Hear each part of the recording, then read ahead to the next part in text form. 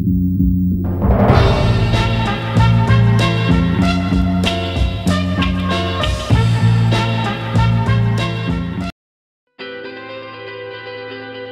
марта» — это не только день солнечного затмения. Студенты БАШГУ, впервые попробовавшие свои силы в кинофесте, провели актерский кастинг и рассказали Правком ТВ о начале съемок нового фильма. Сегодня у нас проходят пробные тестовые съемки фильма, который будет сниматься в ближайшее время, это в конце апреля. И сегодня мы набираем актеров на основные позиции.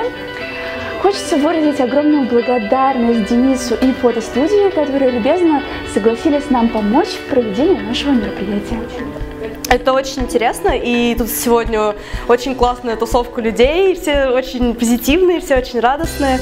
Вот, и я очень рада, что я сегодня нахожусь здесь, и надеюсь получить какую-нибудь роль. Это первый опыт, первый раз прихожу на такого рода мероприятия, пробую, снимаю тут отовсюду, свет светит мне в лицо. Но я думаю, что все получится. Тут идет подготовка к съемке. Девчонки сейчас во все оружие будут обольщать камеру, улыбаться, играть, пытаться найти свою роль, которую они вживутся и, наверное, ее полюбят.